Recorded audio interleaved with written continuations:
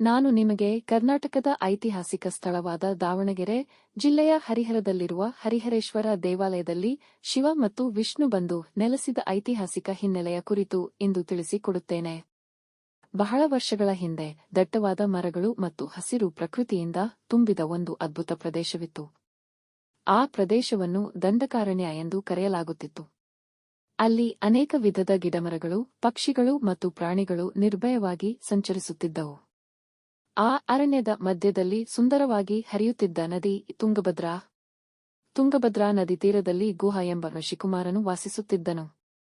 ಅವನು ಆಶ್ರಮ ಕಟ್ಟಿಕೊಂಡು ಏಕಾಂತದಲ್ಲಿ ತಪಸ್ಸು ಮಾಡುತ್ತಿದ್ದನು. ಆದರೆ ಗುಹನು ಸ್ವಭಾವದಲ್ಲಿ ಕ್ರೂರನಾಗಿದ್ದನು. ಅವನಿಗೆ ಅಪಾರ ದೈಹಿಕ ಶಕ್ತಿ ಮತ್ತು ಅಹಂಕಾರವೂ ಇತ್ತು. ಒಂದು ದಿನ ಗುಹನು ನಿರ್ಧರಿಸಿದನು, ನಾನು ಇಡೀ ವಿಶ್ವವನ್ನು ನನ್ನ ಅಧೀನದಲ್ಲಿ ಇಡಬೇಕು. ಅದಕ್ಕಾಗಿ ಅವನು ಕಠಿಣ ತಪಸ್ಸನ್ನು ಆರಂಭಿಸಿದನು. ಬಿಸಿಲು, ಮಳೆ, ಗಾಳಿ ಯಾವುದನ್ನೂ ಲೆಕ್ಕಿಸದೆ ದೀರ್ಘಕಾಲ ತಪಸ್ಸಿನಲ್ಲಿ ತೊಡಗಿದನು. ಗುಹನ ತಪಸ್ಸಿನಿಂದ ದೇವಲೋಕವೇ ಕದಡಿತು. ಅವನ ತಪಸ್ಸಿಗೆ ಸಂತೋಷಗೊಂಡ ಬ್ರಹ್ಮನು ಅವನ ಮುಂದೆ ಪ್ರತ್ಯಕ್ಷನಾದನು. ಬ್ರಹ್ಮನು ಹೇಳಿದರು, ಗುಹ, ನಿನ್ನ ತಪಸ್ಸಿಗೆ ನಾನು ಸಂತೋಷಪಟ್ಟಿದ್ದೇನೆ. ನಿನಗೆ ಬೇಕಾದ ವರವನ್ನು ಕೇಳು. ಗುಹನು ಅಹಂಕಾರದಿಂದ ಹೇಳಿದನು, ನನಗೆ ದೇವರು, ದಾನವರು, ಮಾನವರು, ಯಕ್ಷರು, ರಾಕ್ಷಸರು ಯಾರಿಂದಲೂ ಸಾವು ಬರಬಾರದು. ಶಿವನಿಂದಲೂ ವಿಷ್ಣುವಿಂದಲೂ ಕೂಡ ನನಗೆ ಸಾವು ಬರಬಾರದು. ಬ್ರಹ್ಮನು ತಥಾಸ್ತು ಎಂದು ವರ ನೀಡಿದನು. ಈ ವರದಿಂದ ಗುಹನ ಅಹಂಕಾರ ಮತ್ತಷ್ಟು ಹೆಚ್ಚಾಯಿತು. ಅವನು ಋಷಿಗಳನ್ನೂ ಪ್ರಜೆಗಳನ್ನೂ ಹಿಂಸಿಸಲು ಆರಂಭಿಸಿದನು. ಯಜ್ಞಯಾಗಗಳನ್ನು ನಾಶಮಾಡಿದನು. ಜನರ ಜೀವನ ದುಃಖಕರವಾಯಿತು. ಗುಹನ ಕ್ರೂರತೆಗೆ ದೇವತೆಗಳೇ ಭಯಗೊಂಡರು.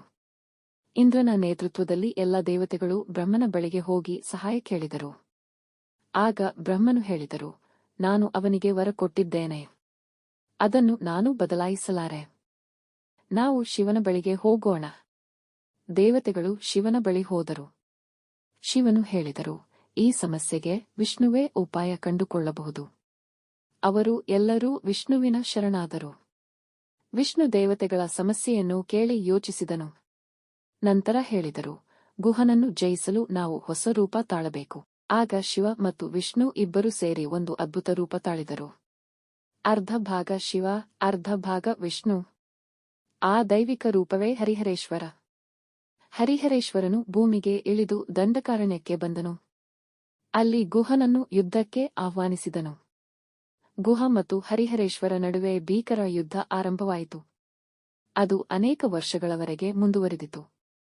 ಕೊನೆಗೆ ಗುಹನು ಅರಿತುಕೊಂಡನು, ಇವರು ಸಾಮಾನ್ಯ ಯೋಧರಲ್ಲ, ಇವರು ಶಿವ ಮತ್ತು ವಿಷ್ಣುವಿನ ದೈವಿಕ ರೂಪ.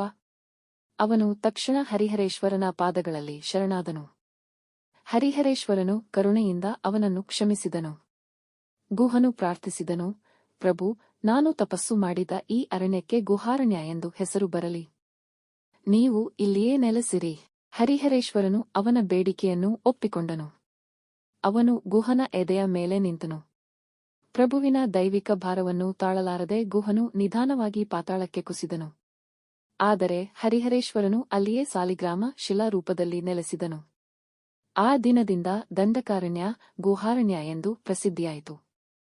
ಈ ಕತೆ ನಮಗೆ ಒಂದು ಮಹತ್ವದ ಪಾಠವನ್ನು ಹೇಳುತ್ತದೆ. ಅಹಂಕಾರವು ನಾಶಕ್ಕೆ ದಾರಿ ಮಾಡುತ್ತದೆ. ವಿನಯ ಮತ್ತು ಭಕ್ತಿ ಮಾತ್ರ ಮನುಷ್ಯನನ್ನು ಉಳಿಸುತ್ತದೆ.